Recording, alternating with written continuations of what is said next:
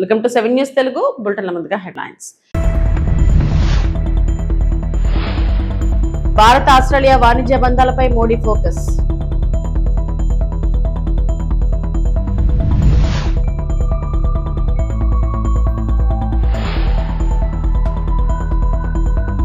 శ్రీ సిటీలో యూనిట్ ఏర్పాటు చేయాలని సోనిక్ సిస్టమ్స్ కు లోకేష్ ఆహ్వానం.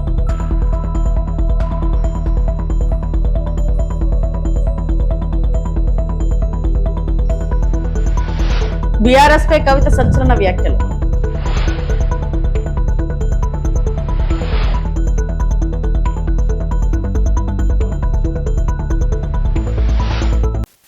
ఇండోనేషియా పర్యటన అనంతరం ఆస్ట్రేలియా చేరుకున్న ప్రధాని నరేంద్ర మోడీకి మెల్బోర్న్ లో భారతీయ ప్రవాసులు ఘన స్వాగతం పలికారు. అనంతరం ఆస్ట్రేలియా ప్రధాని అంటోనీ అల్బనీస్ తో కలిసి ఆస్ట్రేలియా ఇండియా CEO 4 లో పాల్గొన్న మోడీ భారతదేశంలో పెట్టుబడులు పెట్టాలని ఆస్ట్రేలియా పారిశ్రామికవేత్తలను ఆహ్వానించారు. విమానయానం, రవాణా, లాజిస్టిక్స్, ఆర్థిక సేవలు, కీలక ఖనిజాలు, సాంకేతికత, ఆహార భద్రత వంటి రంగాల్లో పెట్టుబడి అవకాశాలపై చర్చించారు. అలాగే సమగ్ర ఆర్థిక సహకార ఒప్పందాన్ని త్వరగా ఖరారు చేయాలని ఆస్ట్రేలియాను కోరిన ప్రధాని భారత్ ఆస్ట్రేలియా సహజమైన విశ్వసనీయ భాగస్వాములుగా కలిసి ముందుకు సాగాలని పిలుపునిచ్చారు. सीनियर मोस्ट लोग वहाँ मौजूद थे. ये अपने आप में भारत के प्रति आपका सम्मान का जो भाव है उसकी अभिव्यक्ति है और इसके लिए मैं आपका हृदय से बहुत बहुत आभार व्यक्त करता हूँ. एक्सेलेंसी, आपने सही कहा, एक के पास एक है तो दो होता है, लेकिन एक के साथ एक होता है तो 11 हो जाता है. और सच्चे अर्थ में आज भारत और ऑस्ट्रेलिया साथ साथ है, इसलिए एक के बगल में एक 2 नहीं हो रहा, एक के बगल में एक 11 हो रहा है. एक्सेलेंसी, आपने सही कहा, कई क्षेत्र ऐसे हैं और सबसे पहले तो मैं आपका और पूरी सरकार का अभिनंदन करता हूं कि एक्टा को जिस तेजी से आपने यहाँ लागू किया, जमीन पर उतारा और सीका के लिए एक प्रकार से मजबूत ग्राउंड बना दिया है. और अब हमने बहुत तेजी से सीका में आगे बढ़ना चाहिए, क्योंकि हमारे लिए इतनी ऊंचाइयों को पाने का अवसर है, ये अवसर हमने गंवाना नहीं चाहिए. एक्सेलेंसी, मैं अभी कह रहा था गवर्नर साहब को कि भारत के लोगों को ऑस्ट्रेलिया बोलना आए या ना आए और किसी शहर को जाने या न जाने, लेकिन भारत के एक छोटे से गांव का छोटा बच्चा भी मेलबर्न जानता है, क्योंकि क्रिकेट के कारण वो मेलबर्न से इतना परिचित है, उसको लगता है जैसे मेलबर्न हिंदुस्तान में ही है. कई क्षेत्र ऐसे हैं व्यापार के. గత పాలకులు చేసిన పాపాలు ప్రజల పాలిట శాపాలుగా మారాయని ముఖ్యమంత్రి చంద్రబాబు అన్నారు. నంద్యాల జిల్లా బనగానపల్లిలో పర్యటించిన సీఎం రైతులకు పట్టాదారు పాస్ పుస్తకాలు పంపిణీ చేశారు. ఈ సందర్భంగా ఆయన మాట్లాడుతూ కూటమి ప్రభుత్వం రాగానే ల్యాండ్ టైటిలింగ్ యాక్ట్ ను రద్దు చేసినట్టు తెలిపారు. రాజ్యముద్రతో ఉన్నటువంటి పట్టాదారు పాస్ పుస్తకాన్ని ప్రదర్శించవలసిందిగా మరి కోరుతున్నాను. ఇంతమంది రైతుల కళ్ళలో ఆనందాన్ని ప్రవేశపెట్టినటువంటి రాష్ట్ర ప్రభుత్వానికి, గౌరవ ముఖ్యమంత్రి వర్యులకు ప్రత్యేక ధన్యవాదాలు, కృతజ్ఞతలు తెలియజేస్తా ఉన్నాం. సార్, గ్రామాల్లో సర్వేలు చేశాం. 29,04,000 పాస్ పుస్తకాలు ఇచ్చాం. ఇంకో పక్క అందులో QR కోడ్ ఉంది. QR కోడ్ కొడితే అసలు రికార్డులో మీద మీ పేరు మారిందా కూడా చెప్పే పరిస్థితి వస్తుంది. అక్కడ కంప్యూటర్ కూడా ఎవడో మార్చకుండా అక్కడ కూడా మీరు చూస్తే బ్లాక్ చైన్ టెక్నాలజీ తీసుకొచ్చాం. అంత మునుపు కూడా ఎవరంటే వాళ్ళు మార్చేసిన తర్వాత అడిగితే సమాధానం కూడా చెప్పకుండా ఎవరు మార్చారని కూడా తెలియకుండా పోయే పరిస్థితి వచ్చింది. ఈరోజు ఆ సమస్య లేదు. ఎవరైనా ఎక్కడైనా కలబెడితే కంప్యూటర్ ఎవరు కలబెట్టారో చెప్పే పరిస్థితి వస్తుంది. మీ అందరికీ ఒకటే చెప్తున్నా, ఇంకా 8 నెలలు నాకు పడుతుంది. 8 నెలల్లో నేను పూర్తి చేస్తే మార్చి 2027కి ఇప్పటి నుంచి 9,833 గ్రామాల్లో 72,07,605 పట్టాదారు పాస్ పుస్తకాలు ఇవ్వాలా. అది ఇస్తే నాకు ఒక తృప్తి. నేను ఒక మంచి పని చేసి శాశ్వతంగా రైతులకు విముక్తి చేసిన వాడిని అవుతాను. తప్పకుండా చేసి నా యొక్క నిజాయితీ నిరూపించుకుంటామని చెప్పి కూడా నేను మీకు తెలియజేస్తున్నా.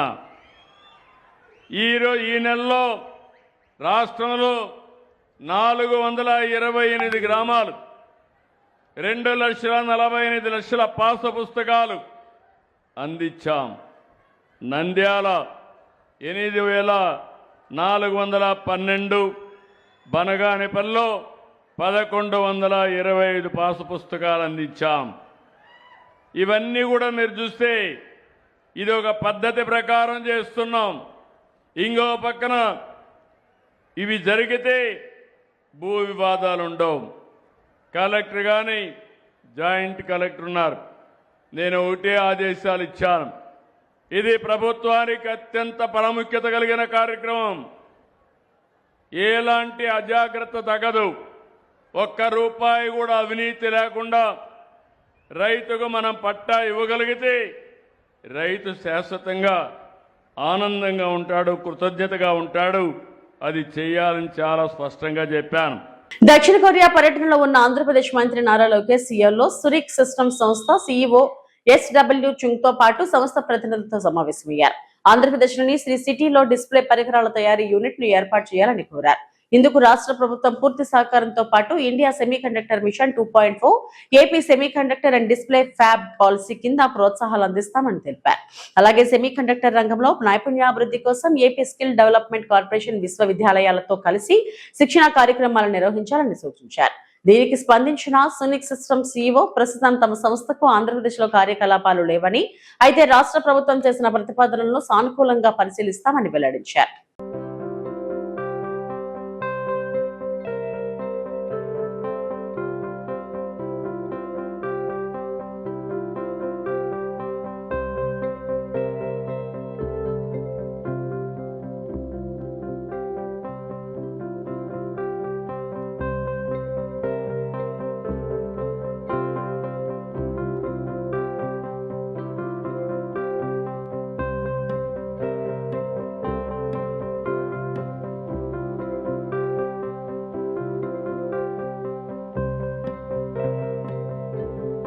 నెల్లూరు వైఎస్ఆర్ కాంగ్రెస్ పార్టీ జిల్లా కార్యాలయంలో వైఎస్ఆర్సీపీ నెల్లూరు సిటీ నియోజకవర్గ ఇన్ఛార్జ్ ఎమ్మెల్సీ పర్వతిరెడ్డి చంద్రశేఖర్ రెడ్డి పాత్రికేయ సమావేశంలో మాట్లాడుతూ ఈ రాష్ట్రంలో చంద్రబాబు నాయుడు ప్రజలకు మేలు చేయాలనే ఆలోచన లేకుండా కేవలం రాజ్యాధికారమే పరమావధిగా వ్యవస్థలను మేనేజ్ చేసుకుంటూ పోతున్నారని అన్నారు. వైఎస్ రాజారెడ్డి, వైఎస్ జగన్మోహన్ రెడ్డిలా ప్రజల ఆకాంక్షలకు అనుగుణంగా పాలన అందించడంలో కూటమి పార్టీలు ఘోరంగా విఫలమయ్యాయన్నారు. ఈ రోజు రాష్ట్రంలో సర్ ప్రక్రియ జరుగుతున్న తీరుపై ప్రజల నుంచి విమర్శలు వెల్లువెత్తుతున్నాయన్నారు. చంద్రబాబు నాయుడు ముఖ్యమంత్రిగా ఈ రాష్ట్రంలో ఎస్ఆర్ ప్రక్రియ జరుగుతున్న విధానం తీవ్ర ఆక్షేపణీయమన్నారు. అందరికీ నమస్కారం. ఒక ప్రజాస్వామ్య దేశంలో ఎన్నికల వ్యవస్థకి ఎంత ప్రాధాన్యత ఉంటుందో అందరికీ తెలిసిన విషయమే. మరి భారతదేశం లాంటి ఇంత సువిశాలమైనటువంటి దేశంలో ప్రజాస్వామ్య వ్యవస్థ కనుక దెబ్బతింటే ఎటువంటి పరిస్థితులు నెలకొంటాయో అన్నది ఊహించుకోలేదు. ఎందుకంటే ఈ దేశంలో ప్రధానంగా ఈ రాష్ట్రంలో అనేక మతాలు, అనేక కులాలు, అనేక జాతులు, అనేక భాషలు సంబంధించినటువంటి అనేకమైనటువంటి వ్యక్తులు ఉన్నారు. వీరందరినీ ఏకం చేసేటువంటి ఒక వ్యవస్థ ప్రజాస్వామ్య వ్యవస్థ. ఈ ప్రజాస్వామ్యబద్ధంగా ఎన్నుకోబడినటువంటి ప్రభుత్వాలు అయితేనే వీరందరికీ సమన్యాయం చేసేదానికి అవకాశం ఉంటుంది. అలా లేని పక్షంలో ఎలాంటి పరిస్థితులు ఎదుర్కోవాల్సి వస్తుంది అన్నది ఊహించుకుంటేనే భయం వేస్తుంది. మరి ఈరోజు పరిస్థితులు కనుక చూస్తే చంద్రబాబు నాయుడు గారు మొదటి నుంచి కూడా వ్యవస్థల్ని మేనేజ్ చేసి ఏదో ఒక విధంగా కూటములు జతకట్టి అధికారంలోకి రావాలా అనే ఆలోచనతో వచ్చినాడే. కాబట్టి ఆయనకి ప్రజలకి ఏం మంచి చేస్తే మనం ప్రజల మనసుల్లో ఉంటాము, మనం శాశ్వతంగా ఒక మంచితనంతో ఏ విధంగా ఎన్నికల్లో గెలవగలము అన్న ఆలోచన ఎప్పుడు కూడా ఆయనకు ఉండదు. మొదటి నుంచి కూడా ఎందుకని ఈరోజు రాజశేఖర రెడ్డి గారి గురించి కానీ జగన్మోహన్ రెడ్డి గారి గురించి కానీ జనాలు గుండెల్లో పెట్టుకొని రోడ్డు మీదకి వచ్చి మాకు ఆయన కావాలా అనే ఆలోచనతో ఎంత దూరమైనా ఎంతసేపైనా ఎండలో నిలబడడానికి కూడా ముందుకు వస్తూ ఉన్నారంటే కారణం ఏంటంటే వారు లీడర్స్, నాయకులు, ప్రజానాయకులు. ఇతను ఎప్పుడు కూడా ఒక మ్యానిపులేటర్. ఇలాంటి వ్యక్తి ఆధ్వర్యంలో ఈరోజు ఈ ఎస్ఐఆర్ ప్రక్రియ అన్నది జరుగుతూ ఉంది. ఎన్నికల ప్రక్రియలో భాగంగా ఈ ఎస్ఐఆర్ ప్రక్రియ అప్పుడప్పుడు ఎప్పుడో 20 సంవత్సరాలకు 25 సంవత్సరాలకు ఒకసారి జరిగేటువంటి ప్రక్రియ ఇది. పార్టీని బలోపేతం చేస్తూ ముందుకు సాగుతున్న సమయంలో తమ పార్టీకి ఎలాంటి భయం లేదని చెబుతున్న బీఆర్ఎస్ నాయకులే ఎన్నికల కమిటీకి 1000కి పైగా ఫిర్యాదులు చేసి తమ అసురక్షిత భావాన్ని బయట పెట్టారని బీఆర్ఎస్ అధ్యక్షురాలు కవిత విమర్శించారు. అలాగే ఆంధ్రప్రదేశ్ కాంట్రాక్టర్ల నుంచి అక్రమంగా 1400 కోట్లు బీఆర్ఎస్ ఖాతాలోకి వచ్చాయంటూ వస్తున్న ఆరోపణలపై సమగ్ర విచారణ జరపాలని, నిజంగా అలాంటి అక్రమ నిధులు ఉన్నట్లయితే వాటిని తెలంగాణ ఉద్యమ అమరుల కుటుంబాలకు పంపిణీ చేయాలని ఆమె డిమాండ్ చేశారు. నేను నా పార్టీ పెట్టుకున్నాను, ఎలక్షన్ కమిషన్ పోయినాను, నా పని నేను చేసుకుంటున్నా. సంవత్సరన్నర కాలంగా ఒక 6 నెలలు, ఫస్ట్ 6 నెలలు చెప్పాలి ప్రజలకు కాబట్టి మీ గురించి చెప్పి వదిలేసి తర్వాత నేను ప్రజా సమస్యలు మాట్లాడుకుంటూ వెళ్తున్నా. కానీ వాళ్ళు మాత్రం ఎలక్షన్ కమిషన్కి 1000 కంప్లైంట్స్. మరి భయం లేదన్నారు కదా, నేను పార్టీ పెట్టుకుంటే మీకు ఇబ్బంది లేదన్నారు కదా, మేము అడిగిన ప్రశ్నలకు ఇంతవరకు జవాబు చెప్తలేరు కదా, మరి ఎందుకు ఈ చాటుమాటు వెన్నుపాటు వ్యవహారాలు? ఎవరన్నా మీలాంటి పత్రికా మిత్రులు మా వార్త రాస్తే సిగ్గు లేకుండా గుంటనక్క ఫోన్ చేసి ఎందుకేస్తారు వార్తలు ఏకండి. అదేవిధంగా ఇంగ్లీష్ మాట్లాడతాడు కేటీఆర్ సార్ కాబట్టి ఇంగ్లీష్ వాడు ఎవడన్నా వార్త వేస్తే ఢిల్లీకి ఫోన్ చేసి ఎందుకేస్తారని నేను అడుగుతాడు ఇంగ్లీష్లో. వాళ్ళు ఫోన్ చేసి చెప్తారు నాకు. ఇంత సిగ్గులేని వ్యవహారం ఎందుకు? ఒక ఆడబిడ్డగా నేను చాలా ధైర్యంగా ప్రజల మధ్యలో ఉంటాను, నేను వెళ్తున్నా. ఆంబోతుల్లాగా అడ్డగాడిదల్లాగా ఎందుకు నా కాళ్ళల్లో కట్టెలు పెట్టే పనులు చేస్తున్నారు నాకు అర్థమైతలేదు. ఏం అవసరం ఉంది మీకు? ఒక్క ప్రశ్నకైనా సమాధానం చెప్పిరా నేను అడిగిన వాటికి? ఇంకా నేను ఎక్కడ కూడా పర్సనల్ ఇష్యూస్ మాట్లాడని కూడా నా ప్రాణం పోయినా. కానీ ఆ బీఆర్ఎస్ పార్టీలో వీళ్ళిద్దరు జోడెడ్లలాగా నడపాల్సిన వాళ్ళు ఇద్దరు కూడా దున్నపోతుల్లాగా ప్రజల ఇష్యూలు మర్చిపోయి కేవలం అవినీతి ఇష్యూస్ మాట్లాడడం, ఇప్పటికి కూడా అడ్డగోలుగా అవినీతి పరులను కాపాడడం. మొన్న నేను ఉద్యమకారుల పక్షాన పోయి అక్కడ ఉద్యమం చేస్తున్నా అండి. ఏం డ్రామా చేసిండ్రు కాంగ్రెస్ బీఆర్ఎస్ కలిసి? అంటే మీకు ఆ పూటకు నన్ను ఆపడానికి, ఉద్యమకారుల వార్తలు రాకుండా ఉండడానికి అయితే కాంగ్రెస్తో జతగడతాడు, అయితే బీజేపీతో జతగడతారు. ఏముంటది నీయతు న్యాయం ఏముండదా? ఒక పార్టీకి ఒక లైన్ ఉండదా? పోయి అక్కడ డ్రామా, ఆయన గుంటనక్క కింద పడ్డాడట, ఈయన పోయి ఆయన పరామర్శించిండట. ఏడ కింద పడ్డాడో ఏమైందో అసలు ఎంత విచిత్రం అంటే ఆ రోజంతా మీరు చూస్తే ప్రతి ఒక్కరికి ఫోన్లు చేసి మీరు ఉద్యమకారుల వార్తలు వేయొద్దు. ఎందుకు వేయొద్దు? వచ్చేదా తెలంగాణ ఉద్యమకారులు లేకపోతే? మీరు మాట్లాడతలేరు. నేను ఒత్తిడి తెస్తున్నా కాంగ్రెస్ ప్రభుత్వం మీద, ఉద్యమకారులకు ఇచ్చిన మాట చేయాలని. మీకేం ప్రాబ్లము? మీరెందుకు అడ్డుపడతారు? 1400 కోట్లు ఇవాళ బీఆర్ఎస్ పార్టీ అకౌంట్లు ఉన్నాయి కదా, అవి క్విట్ ప్రోకి కింద వచ్చినాయి కాదా? అవినీతి సొమ్ము కాదా? ఆంధ్ర కాంట్రాక్టర్లు ఇచ్చినాయి కాదా? పంచండి. అవినీతి సొమ్ము అంతా కూడా అమరవీరుల కుటుంబాలకు పంచండి. కుటుంబానికి ₹1 పంచండి. రండి, పంచిన తర్వాత అప్పుడు గ్రౌండ్లకు రండి, నాతో సమానంగా ప్రజల మధ్యలోకి వచ్చి నిలబడండి. ఇలా ఒంటరిగా నేను పోరాటం చేస్తుంటే మీరందరూ డబ్బులు పెట్టుకొని వచ్చినటువంటి అనేకమైనటువంటి అవినీతితోని వచ్చినటువంటి అనేకమైన అంశాలను పెట్టుకొని నన్ను ఇబ్బంది పెడతారేంది? తిరుపతిలో జనసేన పార్టీ నియోజకవర్గ ఇన్ఛార్జ్ కిరణ్ రాయల్ వైసీపీపై తీవ్ర విమర్శలు చేశారు. సుగాలి ప్రీతి అంశాన్ని రాజకీయ ప్రయోజనాల కోసం వాడుకుంటున్నారని ఆరోపించారు. జగన్ 2.0 అంటే కులాల మధ్య చిచ్చు పెట్టడం, హిందూ మతంపై దాడులు చేయడమేనని వ్యాఖ్యానించారు. తిరుపతిలో మీడియాతో మాట్లాడిన జనసేన నియోజకవర్గ ఇన్ఛార్జ్ కిరణ్ రాయల్ సుగాలి ప్రీతి అంశాన్ని కావాలనే మళ్లీ తెరపైకి తీసుకువస్తున్నారని ఆరోపించారు. సుగాలి ప్రీతి ఘటనను మొదట వెలుగులోకి తీసుకొచ్చింది ఉప ముఖ్యమంత్రి పవన్ కళ్యాణ్ అని తెలిపారు. అలాంటి పవన్ కళ్యాణ్ పైనే సుగాలి ప్రీతి తల్లి పార్వతమ్మ ఫిర్యాదు చేయడం ఆశ్చర్యకరమన్నారు. రావణ్, శ్రవణ్, సుగాలి ప్రీతి ఘటనల వెనుక వైసీపీ ఉందని ఆరోపించిన ఆయన పార్వతమ్మ వైసీపీ ట్రాప్ లో పడిపోయారని అన్నారు. వైసీపీ రాజకీయ నాటకాలను ప్రజలు గమనిస్తున్నారని కిరణ్ రాయల్ వ్యాఖ్యానించారు. ఆంధ్రప్రదేశ్ రాష్ట్రంలోనే అద్భుతాలు జరుగుతుంటాయి ఇప్పుడు రాష్ట్రంలో. ఎందుకంటే మన రాష్ట్ర దౌర్భాగ్యం, మనం ఎంత అభివృద్ధి చేయాలని చూసినా కొంతమందికి బలైపోయే పరిస్థితులు ఉంటాయి. దాని ఉదాహరణకి కొన్ని విషయాలు మాట్లాడాల్సిన అవసరం ఉంది. జగన్ 2.0 అంటే మేమేదో జగన్మోహన్ రెడ్డి జగన్ 2.0 అంటే అద్భుతాలు చేస్తారు అనుకున్నా, చిల్లర పనులు చేస్తారు అనుకోలే.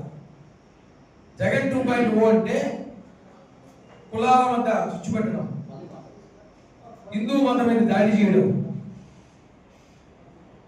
జగన్ 2.0లోనే ఈ రావణు శ్రావణు కూడా జగన్ 2.0లో భాగమే.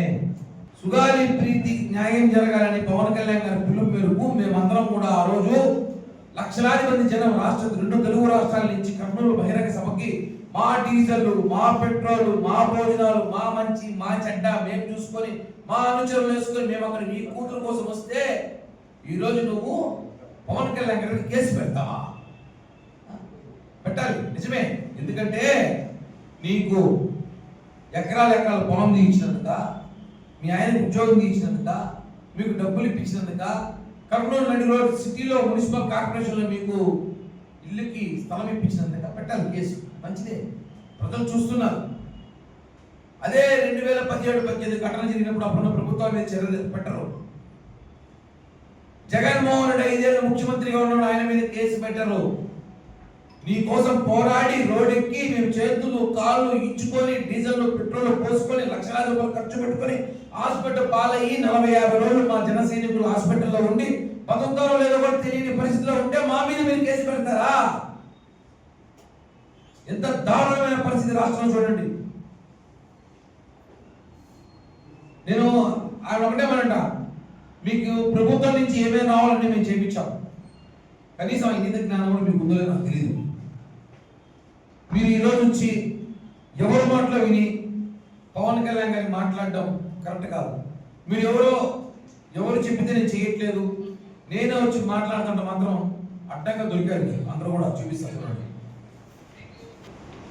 ముందు రోజు జడా శ్రావణ్ కుమార్ ప్రెస్ మీట్ పెట్టాడు.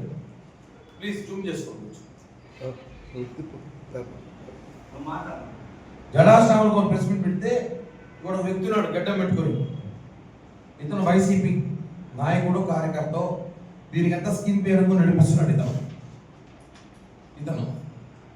రెండో రోజు ఈమె ప్రెస్ మీట్ పెట్టింది సుగాలి తల్లి గారు. సారీ, అదే రోజు పెట్టాడు. పొద్దున సాయంత్రం చూడండి, ఇక్కడ కూర్చోన్నాడు, ఇక్కడ కూర్చోన్నాడు. జూమ్ చేసి తెలుసు మాకు ప్లీజ్. ఇదే వ్యక్తి ప్రశ్నారావు అనే ఒక ఉన్మాదిగలుడు జైలు నుంచి బయటకు వచ్చి ఆ రోజు వీడియో ఇస్తే పక్కన ఉన్నాడు.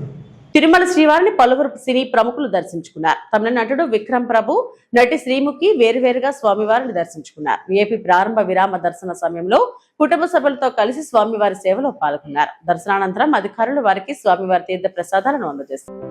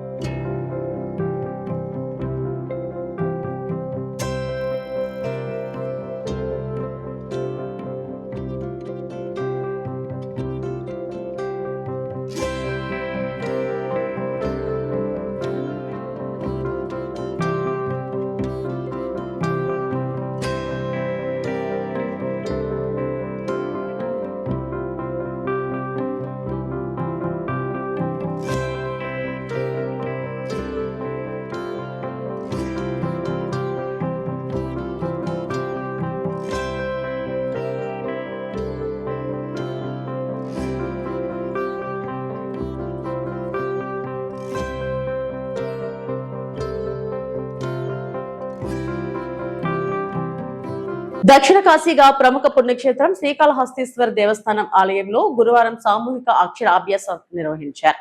ముందుగా గురు దక్షిణామూర్తి వద్ద కలస్థాపన, గణపతి పూజ, పుణ్యవచనం, కలశానికి పుష్పాలతో పూజలు చేసి హారతి సమర్పించారు. స్థానిక శాసనసభ్యులు బొజ్జల వెంకట సుధీర్ రెడ్డి పిల్లలకు ఓం నమ శివాయ అంటూ పలకలో దిద్దారు. ఈ కార్యక్రమంలో ఆలయ ఈవో వెంకటేశ్వర్లు, పాలక మండలి సభ్యులు గోపీనాథ్, శైలజ, గుర్రపశెట్టి తదితరులు పాల్గొన్నారు.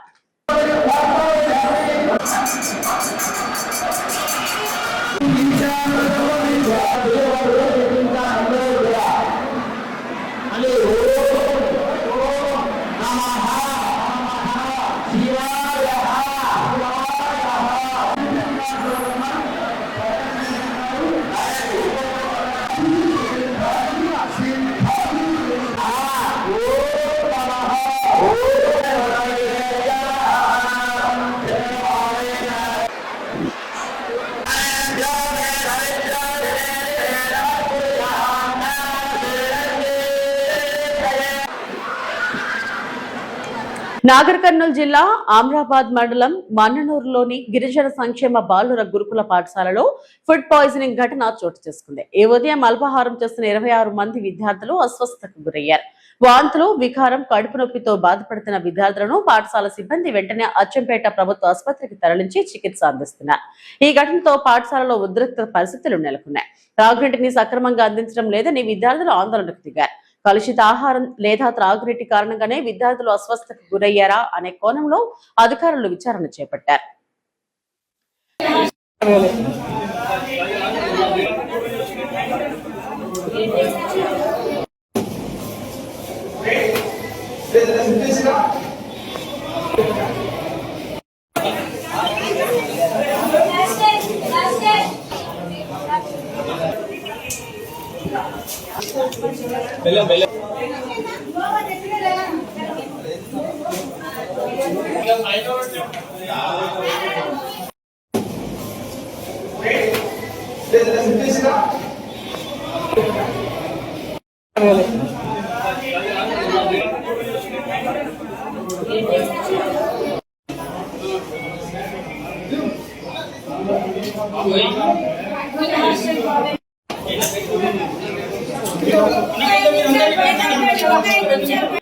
ఇవి ఇప్పటి వరకు నా బుటర్ అప్డేట్స్.